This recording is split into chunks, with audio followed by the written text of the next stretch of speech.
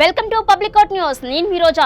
ఏపీలో రాజకీయాలు రోజు రోజుకు హీట్ ఎక్కుతూనే ఉన్నాయి. ఎన్నికల మహా సంగ్రామంలో తలపడేందుకు వైసీపీ టీడీపీ అస్త్ర శస్త్రాలను సిద్ధం చేసుకుంటున్నాయి. ఇక రేపో మాపో ఎన్నికల సంఘం నుంచి షెడ్యూల్ విడుదల చేస్తోంది. ఆ ప్రకటన రావడమే తరువాయి కురుక్షేత్ర సంగ్రామాన్ని తలపించే రీతిలో వైసీపీ టీడీపీ పార్టీలు తలపడుతున్నాయని రాజకీయ విశ్లేషకులు అంటున్నారు. ఇప్పటికే వైసీపీ పార్టీ పోటీ చేసే అభ్యర్థులను ఫైనల్ చేస్తూ ప్రజాక్షేత్రంలోకి వెళ్తూ దూకుడుగా ఉంది. 175 వై నాట్ అంటూ సీఎం వైఎస్ జగన్మోహన్ రెడ్డి సిద్ధం సభలతో ప్రజల మద్దతు కూడగట్టుకునే పనిలో ఉన్నారు. మరోవైపు టీడీపీ తొలి జాబితాను విడుదల చేసి దూకుడు పెంచేసింది. వైసీపీని ఎలాగైనా ఓడించాలని టీడీపీ పార్టీ జనసేనతో ఇప్పటికే పొత్తు పెట్టుకుంది. కమలంతో సయోధ్య కుదుర్చుకొని ఎన్నికల సమరంలో సాగాలని కూడా భావిస్తోంది. సరిగ్గా ఇదే సమయంలో వైసీపీ టీడీపీల నుంచి అసంతృప్త నేతలు పార్టీని వీడుతూ అధినాయకత్వానికి చుక్కలు చూపిస్తూనే ఉన్నారు.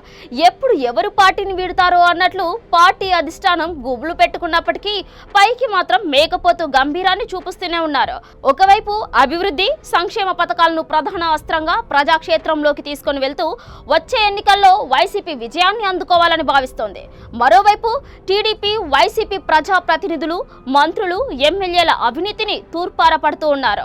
నారా చంద్రబాబు నాయుడు రా కదిలిరా అనుకుంటూ ఇంకోవైపు చంద్రబాబు సతీమణి భువనేశ్వరి నిజం గెలవాలి పేరుతో ప్రజల్లోనే ఉంటున్నారు. నారా లోకేష్ యువగలం పేరుతో పాదయాత్ర పూర్తి చేశారు. శంకరావం పేరుతో మొదటి విడతలో ఉత్తరాంధ్రలోని 31 నియోజకవర్గాల్లో పర్యటించారు. రెండో విడత కూడా రాయలసీమ జిల్లాల నుంచి ప్రకాశం జిల్లాతో పూర్తి చేయాలని సన్నాహాలు చేస్తూ ఉన్నారు.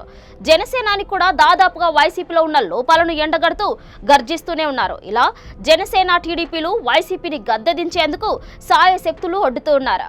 తాజాగా టీడీపీ జనసేనతో కలిసి సంయుక్తంగా ఇరు పార్టీలకు కలిపి 94 అసెంబ్లీ నియోజకవర్గాలకు జనసేన 5 నియోజకవర్గాలకు అభ్యర్థులను మొత్తంగా 118 అభ్యర్థులను ప్రకటించాయి. దీన్ని బట్టి చూస్తే బాబు వైసీపీ కంచుకోటపై కన్నేసినట్టుగా తెలుస్తోంది.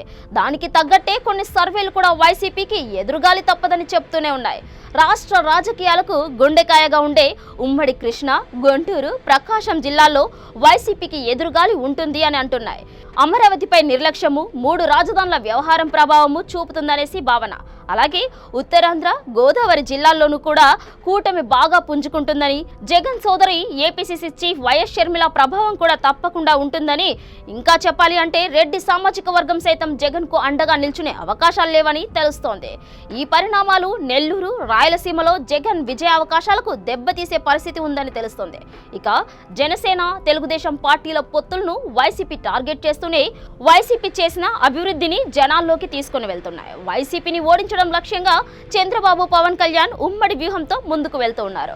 మరోవైపు చూసుకుంటే అధికార వైసీపీని టార్గెట్ చేస్తూ కాంగ్రెస్ పార్టీకి కొత్త ఉత్సాహాన్నిస్తూ వైఎస్ షర్మిల దూకుడుగా ఉంది. మరి రాబోయే ఎన్నికల్లో ప్రజల మద్దతు ఎటువైపు ఉంటుందో చూడాలి.